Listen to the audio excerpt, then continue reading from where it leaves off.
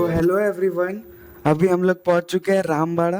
और रामबाड़ा की एक अपनी अनोखी कहानी है जो 2013 से स्टार्ट हुई थी।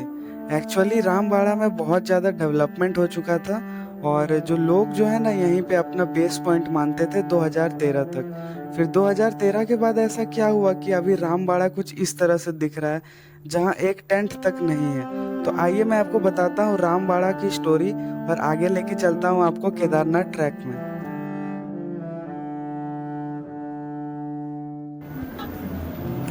रामबाड़ा और 2013 का बहुत ज़्यादा आपस में कनेक्शन है। तो 2013 16 जून को हुआ कुछ ऐसा कि रामबाड़ा पूरी तरह से तबाह हो गया। 16 जून की शाम एक भयंकर बाढ़ का हुआ सामना जिसमें रामबाड़ा के सारे मकान बह गए।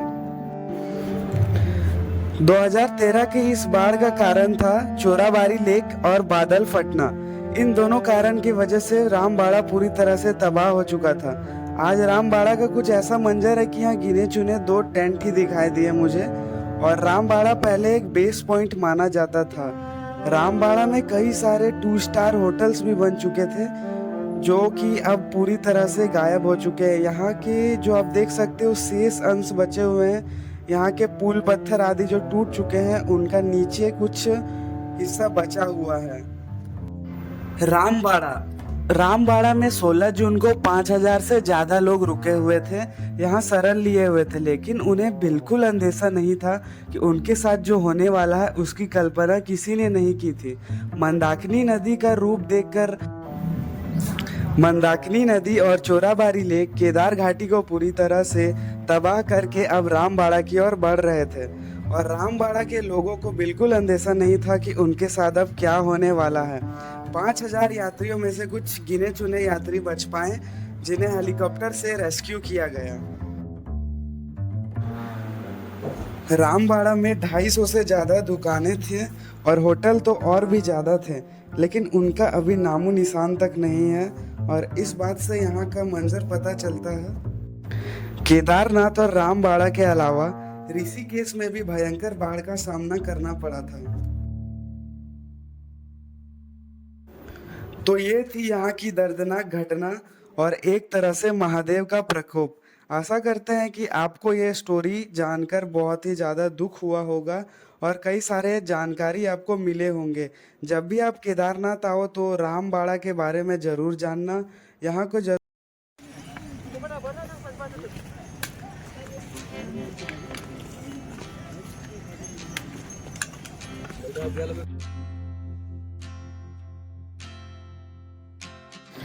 तो चलिए अब हम आगे बढ़ते हैं अपने ट्रैक पे।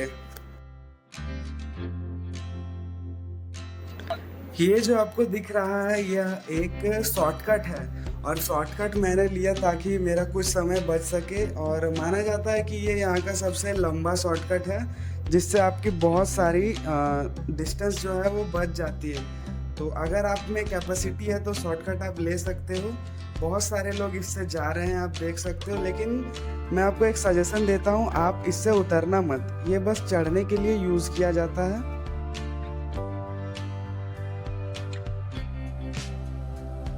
तो चलिए चलते हैं। और आप लोगों को ट्रैक में तो बहुत ही ज़्यादा मज़ा आ रहा होगा।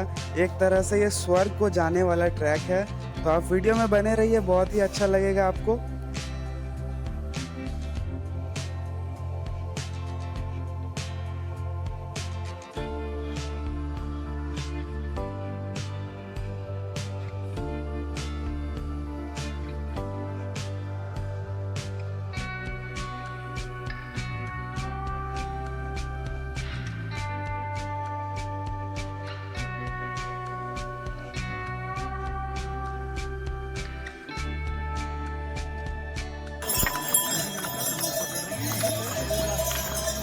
अरे वो पूरा जो ऊपर जो पकड़ के रखना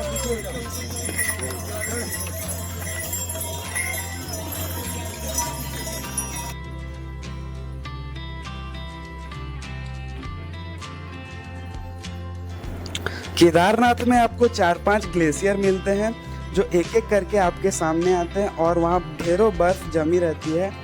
बहुत दिन वहाँ बर्फ़ पिघलते रहते हैं और वहाँ से पानी निकलता रहता है, लेकिन बहुत ही अच्छा नज़ारा रहता है। मैं उनमें बहुत ज़्यादा मस्ती किया था, और आप लोग आओ तो उसको ज़रूर देखना, ज़रूर वहाँ फ़ोटोज़ खिंचवाना।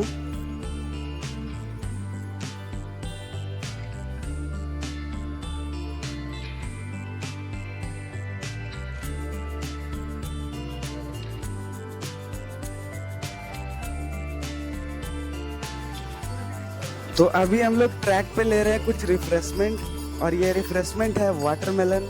इसकी टेस्ट को जो है माउंटेन्स कुछ ज़्यादा ही एक्स्ट्रा टेस्टी कर दे रहे हैं, और इसका रेट जो है वो 50 रुपीज़ है, सॉरी 50 या 60 में आपको मिल सकता है। एंड जगह पे डिपेंड करता है कि आप हाइट पे कितने ज़्यादा आगे हो, उस हिसाब से भी रेट रहता है। तो चलिए देखते हैं कितना टेस्टी लगता है ये।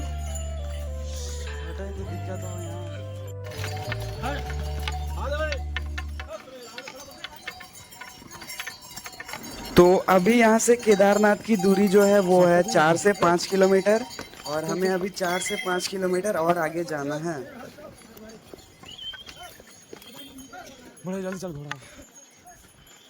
केदारनाथ ट्रैक के बीच में आपको ब्रेक लेते रहना है, छोटे छोटे ब्रेक लेने हैं, कुछ कुछ खाते हुए चलना है, बिल्कुल बोर नहीं होना है, शरीर को थकने नहीं देना है, और बीच बीच में आपको हाइड्रेटेड हो जाना है। एक एक घूंट आप पानी पियो, जूस वगैरह भी पी सकते हो, फ्रूट्स खा सकते हो, आप कुछ भी खाओ, लेकिन बॉडी को पूरी तरह से हेल्दी रखो, थकने मत देना। अब भूख बिल्कुल मत लगने देना, वरना फिर आप आगे नहीं चढ़ पाओगे।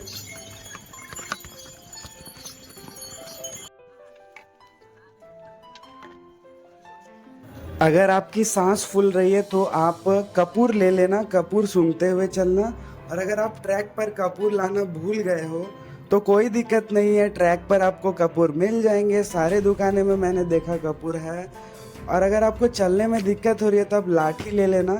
लाठी जो है वो गौरीकुंड में 10 रुपये में मिलती है, और अगर आप गौरीकुंड से नहीं लिए हो तो आप ऊपर आकर भी ले सकते हो। ऊपर 30 से 50 रुपये में आपको लाठी मिल जाएंगे। मैंने तो देखा कि कई सारे लोग दो दो लाठी लेकर चल रहे थे, जिन्हें चलने में बहुत ज़्यादा दिक्कत थी।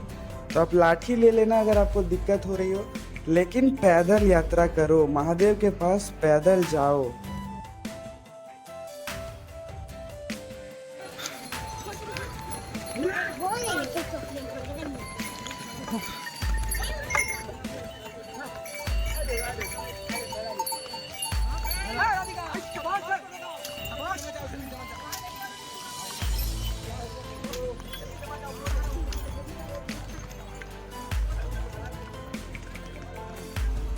जय बाबा की।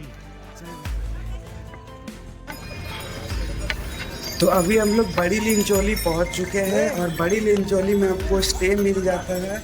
यहाँ GMVN के होटल्स भी है, और ये जो ग्लेशियर देखा आपने, ये था बड़ी लिंचोली का ग्लेशियर।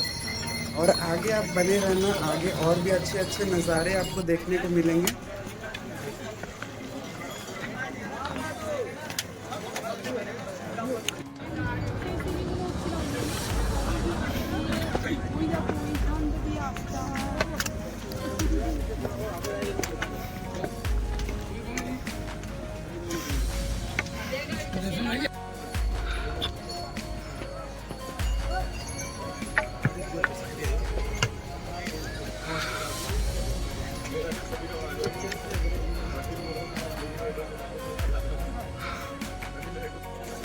ये देखो, ये अंकल पूरी तरह से थक चुके हैं, लेकिन दो दो लाठी लेकर चल रहे हैं। आपको भी थक जाना है, लेकिन आप हार मत मानना कि मैं नहीं चढ़ पाऊंगा, बिल्कुल चढ़ जाओगे, बस चलते रहना है, धीरे धीरे चढ़ते रहो। देखो सारे लोग यहाँ थके हुए मुझे नज़र आ रहे हैं, और मैं भी बिल्कुल थक चुका हूँ, लेकिन मुझे चढ़ना है तो चढ़ना है, ऐसा सोच के आपको आगे चलते रहना है।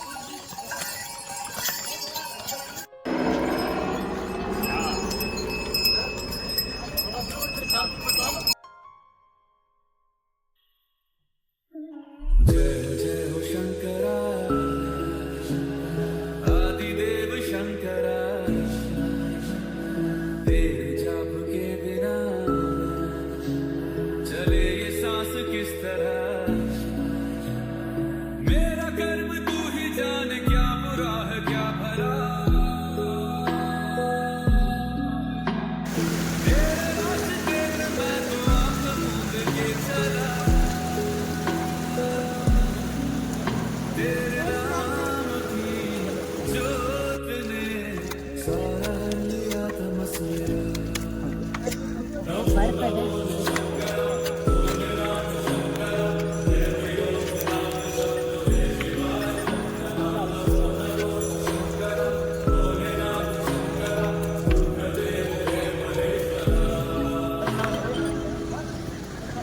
ये देखो अभी एक और ग्लेशियर जो है वो आने वाला है। ये शायद लास्ट ग्लेशियर है यहाँ का, और मैं इसमें भी बहुत ज़्यादा मस्ती करने वाला हूँ।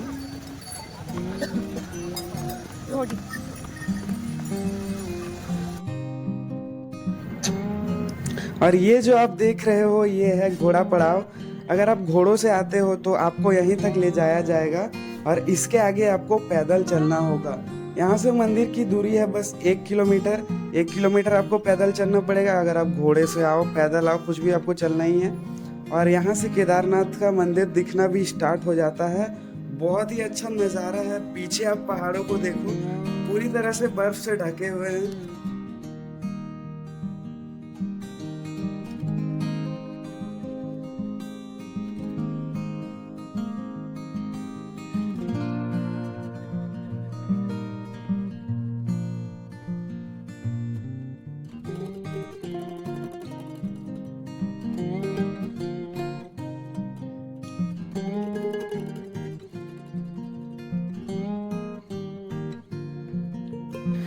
केदारनाथ में होटल्स जो है 8 से 10 हज़ार के बीच में आपको मिलते हैं। 15-20 हज़ार के भी आपको होटल्स मिलते हैं। लेकिन आप बजट फ्रेंडली अगर आप ट्रैवल कर रहे हो तो आपको टेंट लेना पड़ेगा। एक भैया मिले मुझे जिन्होंने कहा कि आप चलकर एक बार मेरा टेंट देख लो। 200 से 400 के रेट में ये मुझे टेंट दे रहे थे पर बेड के हिसाब से।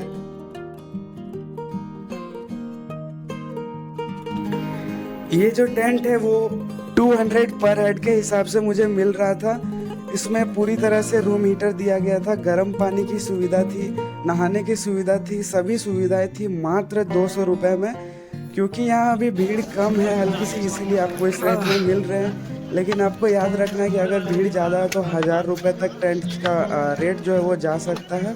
तो ये था टेंट एरिया। अब हम लोग केदारनाथ की और ज़्यादा करीब जा रहे हैं।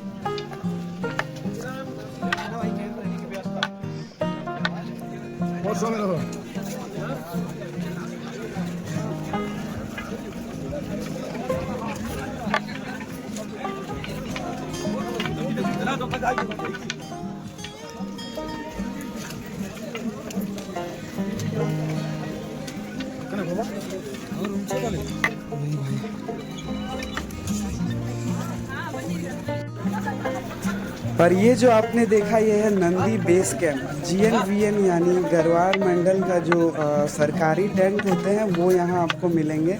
यहाँ रूम भी है। आपको इसके लिए प्री बुकिंग करना पड़ेगा ऑनलाइन। ऑफलाइन बहुत कम चांसेस है कि आपको मिल जाए। इसका रेट 800 to 1500 का हो सकता है, और रूम के लिए ज़्यादा भी आपको देना पड़ सकता है। तो इसके लिए आप प्री बुकिंग करें, और अगर आपको टेंट चाहिए तो फिर यहाँ आ जाओ, तो आपको टेंट ज़रूर मिल जाएगा।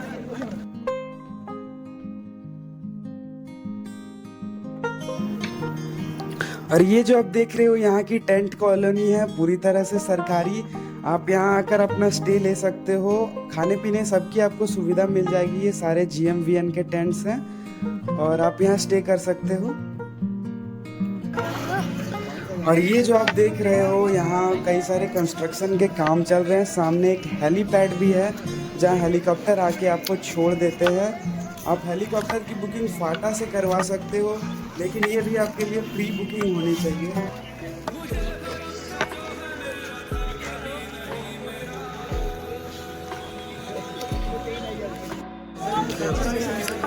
तो काफ़ी होती है उसमें।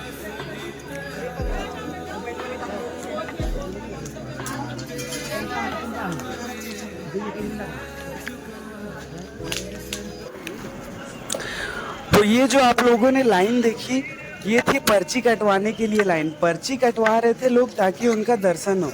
आप पर्ची कटवा के आगे बढ़ते हो और वहाँ आपको टाइमिंग दिया जाता है कि इसके बीच में आपको दर्शन करना है। और अगर आपके पास रजिस्ट्रेशन नहीं है तो आपको यहाँ बिल्कुल नहीं आना है, आपको नीचे ही रोक दिया जाएगा। सो गाइस फाइनली हम लोग केदारनाथ टेम्पल पहुँच चुके हैं, और आप देख सकते हैं हम लोग कितने अच्छे टाइम पे यहाँ पहुँचे हैं। अभी शाम की आरती स्टार्ट हुई है और हम लोग सही टाइम पे यहाँ पहुँच चुके हैं। बिल्कुल ऐसा लग रहा है कि हम लोग हेवन में आ चुके हैं। स्वर्ग सा फील हो रहा है इधर।